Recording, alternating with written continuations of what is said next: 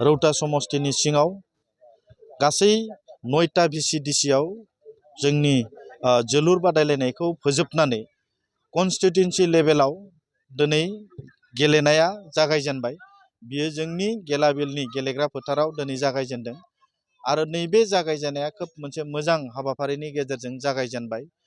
थारैनो बियो जोंनि थाखाय नैबे ओनसोलाव थानाय गोरों जाय फुटबल गेलेगिरि बिथांमोनखौ जों मोनसे सुबिदा होनायनि बियो मोनसे स्कप आरो जों बुंनो लुबैयो जे फुटबलनि गेजेरजों आरो गेलेनायनि गेजेरजों नैबे ओनसोलाव थानाय जि जोंनि सेंग्राफोर सिख्लाफोर बा जों नैबे ओनसोलनि जि गेलेगिरिफोर बिथांमोनखौ जोङो जिल्ला लेभेलाव आरो जोङो जोंनि BTC लेभेलाव आरो स्टेट लेभेलाव मोनसे सुबिदा होनायनि बियो मोनसे खाबु आरो जों बेखौनो बिसास खालामो जे गेलेनायनि गेजेरजों नैबे ओनसोलनि गोबां जाति जनगोष्ठीनि गेजेराव अनलायनाय मोजां मोननाया सृष्टि जायो आरो गेलेनायनि गेजेरजों जोङो गोजोन लाबोनो हायो आरो जोङो नैबे ओनसोलाव दायो सेंग्रा सिख्लाफोरा आरो सेंग्राफोरा जे ड्राग्स मबाइल आरो बायदिसिना लोंनाय जानायाव जि बायदिसिना गाज्रि मुवा जानाय बेबहारफोरनिफ्राय गोजानाव लाखिनोब्ला जोङो जोंनि नैबे ओनसोलनि सेंग्रा सिख्लाफोरखौ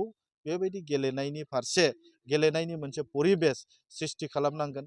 थारैनो बेबायदि मोनसे हाबाफारि लानाया खोब जोंनि थाखाय बाख्नायथाव आरो जोंनि मानिजाथाव बिटिआरनि चिफ जे बिथांखौ आङो गोसो गोरबोनिफ्राय साबायखर जासियो।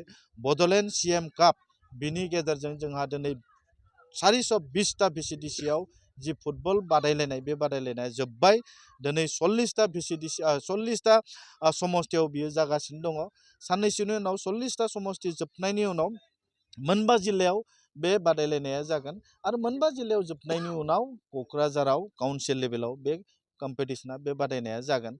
गतिके गेलेगिरि गासैबो बिथांमोनखौ आंनि गोसो गोरबोनि हामग्लायनाय आरो मोजां मोननाय जासिहरदों। मोजां गेलेनानै जाहाथे गाव गावनि आथिङाव गाव गसंनो हायो, गेलेनायनि गेजेरजों नैबे जोंनि ओनसोलनि नाम खामायनो हायो, आं बेखौनो मिजिं थियो। गासैबो गेलेग्राफोरनो आंनि गोसो गोरबोनि हामग्लायनाय जासिहरबाय। गेलेनाय नैबे बड'लेण्ड CM काप जि गेलेनाय फुटबल कम्पिटिशन बेनि गेजेरजों जोंनि ओनसोलाव मोनसे गेलेनायनि सांग्रांथि गेलेनायनि मोनसे परिबेस सृष्टि खालामनो हादों आरो गोबां जोंनि ओनसोलनि लाइमोनफोरा गेलेनो ओंखारदों। बे जोंनि थाखाय मोनसे मोजां उदाहरन। दा बेखायनो नैबे गेलेनायखौ बा नैबे कम्पिटिशनखौ फाथिनानै लाइमोनफोरखौ जोङो नैबे फुटबलनि सायाव मोनसे नोजोर बोनाय जि मोनसे हाबाफारि बियो बाख्नायथाव।